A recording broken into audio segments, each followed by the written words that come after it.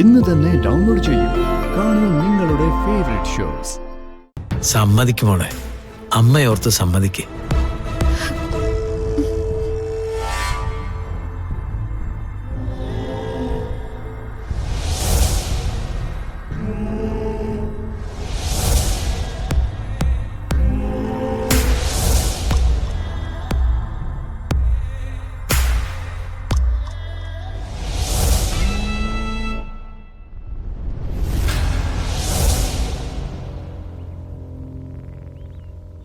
ഓപ്പറേഷന്റെ കാര്യങ്ങൾ ഇനി വൈകിച്ച അവരുടെ ജീവൻ നമുക്കിനി പിടിച്ചു നിർത്താൻ പറ്റില്ല.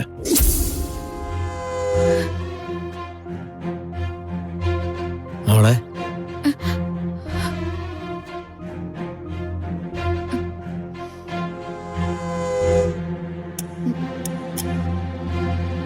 ഞാൻ സമ്മതിച്ചു ഗോപാലൻ മാമ. എന്റെ അമ്മ എനിക്ക് വേണം.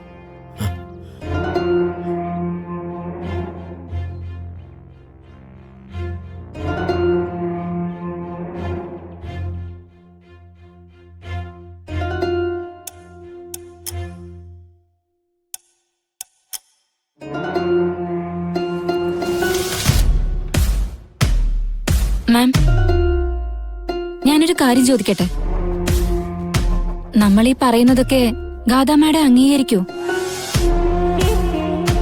ഗാഥാ മാഡമായി മറ്റൊരാൾ വേഷം കെട്ടുക, നവീനുമായി ഇടപെടുക, എനിക്കെന്തോ സമ്മതിക്കില്ലെന്നാ തോന്നുന്നേ.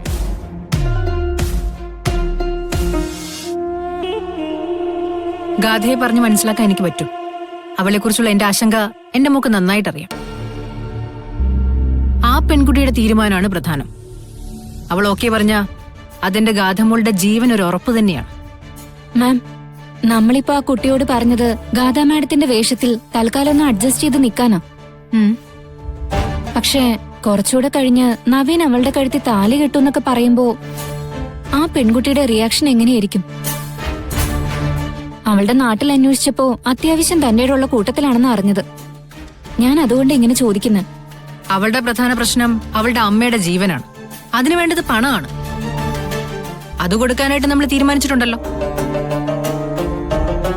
പിന്നെ താലികെട്ടിന്റെ സമയമൊക്കെ ആവുമ്പോഴേക്കും കൈപ്പറ്റി കഴിഞ്ഞ പണം തിരിച്ചു നൽകാനാവാത്ത അവസ്ഥയിൽ അവൾ എത്തിയിട്ടുണ്ടാവും. അപ്പൊ പിന്നെ നമ്മൾ പറയുന്ന എന്തായാലും അതനുസരിക്കാതെ നിവൃത്തിയില്ലണ്ടാവും. കുരുക്കാണല്ലേ? യെസ്, കുരുക്കിന്റെ ഒരു ഭാഗം അവളുടെ അമ്മയുടെ കഴുത്തിലാ.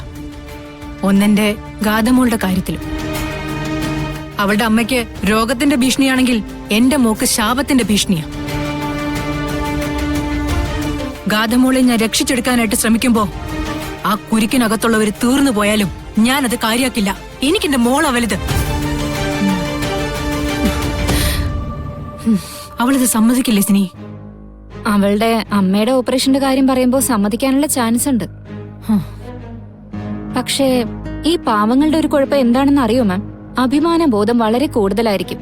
ചത്താലും കോംപ്രമൈസ് ചെയ്യില്ല. അങ്ങനെ അവള് തീരുമാനിച്ചാൽ അങ്ങനെ ഒരു തീരുമാനം ഉണ്ടാവാൻ പാടില്ല.